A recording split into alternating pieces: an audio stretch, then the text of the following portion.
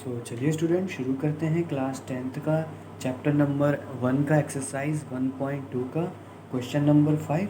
तो इसमें हमसे क्या कहता है, इसमें हमसे सिंपली भाषा में कहता है कि check whether 6n can end with the digit 0 for any natural number n। क्या जो हमारा 6n है वो कभी भी 0 पे आके एंड करेगा किसी भी नेचुरल नंबर n के लिए।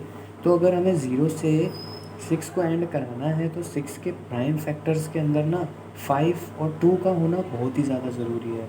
जैसे कि आप देख सकते हैं, एग्ज़ाम्पल के लिए मैं यहाँ पे ले लेता हूँ कि एग्ज़ाम्पल के लिए अगर 2 मल्टीप्लाई बाय 5 होता है तो हमारा क्या आ जाता है, 10 आ जाता है।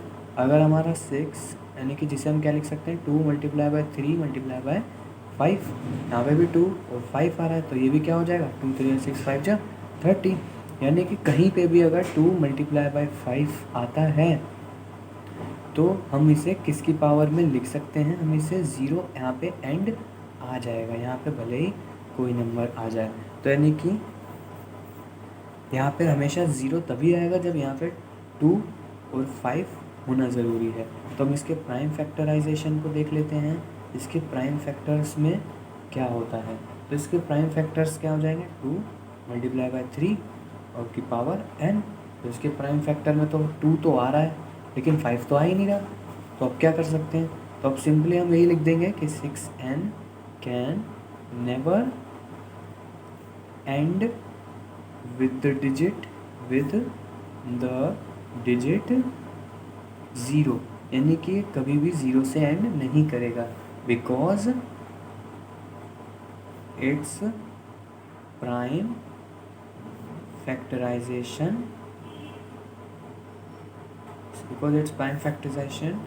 डज नॉट हैव 5, क्योंकि इसकी प्राइम फैक्टराइजेशन में 5 तो है ही नहीं, तो ये 0 से एंड कैसे करेगा, तो मतलब ये तो एंड कर ही नहीं सकता कभी।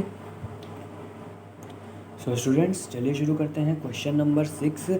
इसमें हमसे क्या कहता है, इसमें हमसे कहता है कि एक्सप्लेन करिए वाई कि 7 multiply by 11 multiply by 13 plus 13 ने and 7 multiply by 6 multiply by 5 multiply by 4 multiply by 3 multiply by 2 multiply by 1 plus में 5 are composite number, are composite numbers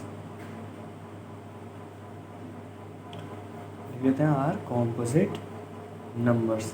तो हमें बताना है कि यार ये सारे जितने भी नंबर्स हैं ये कॉम्पोजिट नंबर्स कैसे हैं। तो चलिए बता देते हैं कैसे हैं ये कॉम्पोजिट नंबर। तो कॉम्पोजिट नंबर क्या होते हैं, पहले हम ये बात करते हैं। तो कॉम्पोजिट नंबर वो नंबर्स होते हैं जितने भी नंबर्स किस फॉर्म में होते हैं, जैसे सारे नंबर्स जो कि अपने आप से और 1 से हटके किसी और नंबर से भी मल्टीप्लाई होकर उसके प्राइम फैक्टर्स निकाले जा सकते हैं। जैसे कि जैसे एग्जांपल के लिए ले लो 14, इसके प्राइम फैक्टर क्या होगा 2 और 7। ऐसा तो नहीं है ना कि इसके प्राइम फैक्टर 1 मल्टीप्लाई बाय 14 है, नहीं, इसके प्राइम फैक्टर तो 2 मल्टीप्लाई बाय 7 है। तो ये क्या है, ये कॉम्पोजिट नंबर है। तो इसको भी ऐसे करेंगे हम। तो ये कॉम्पोजिट नंबर कैसे आएगा, जब इसके प्राइम फैक्टर्स में 1 के अलावा भी कोई और नंबर आएगा। तो चलिए शुरू करते हैं। तो 7 है तो इसमें हम क्या करते हैं, 13 को कॉमन ले लेते हैं। 13 को कॉमन लेने पे क्या हो जाएगा, 7 multiply by 11 multiply by 1 plus 1 हो जाएगा। तो अब आप इसको मल्टीप्लाई कर दीजिए। 7 मल्टीप्लाई बाय 11 कितना हो जाएगा, 77 multiply by 1 is equal to 77 और प्लस में 1 कितना हो जाएगा, 13 मल्टीप्लाई बाय 78। तो yes it is a composite number.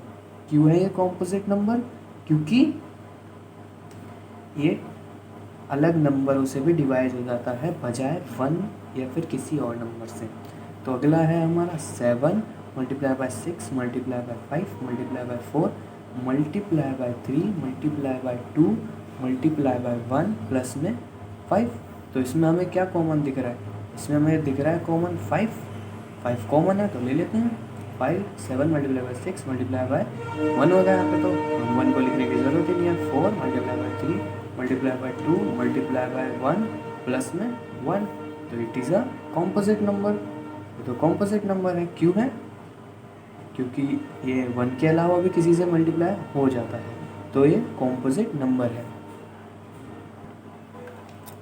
सो चलिए स्टूडेंट शुरू करते हैं इसका क्वेश्चन नंबर 7, जिसमें हमसे कहता है there is a circular path around a sports field, यानी कि एक स्पोर्ट फील्ड है जिसके पास हमारा एक सर्कुलर क्या है, हमारा सर्कुलर पाथ है, यानी कि चलने वाला जो रास्ता होता है हमारा।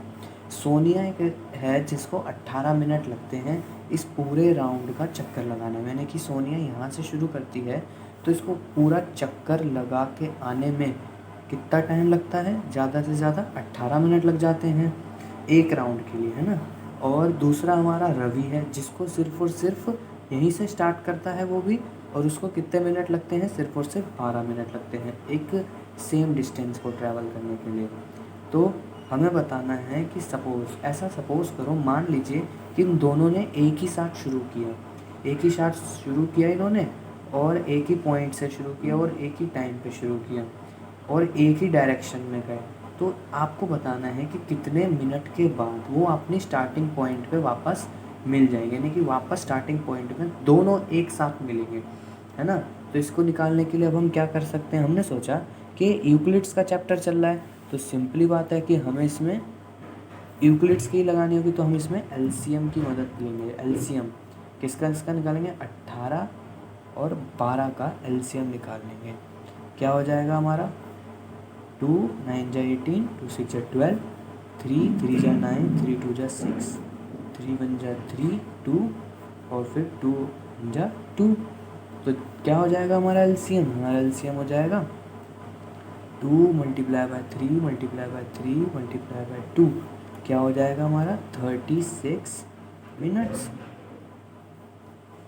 यानी कि 36 मिनट के बाद वो दोनों वापस मिलेंगे उसी पोजीशन पे। तो यानी कि after 36 minutes they both meet at the same position पे। वो कितने मिनट के बाद मिलेंगे, 36 मिनट बाद मिल जाएंगे।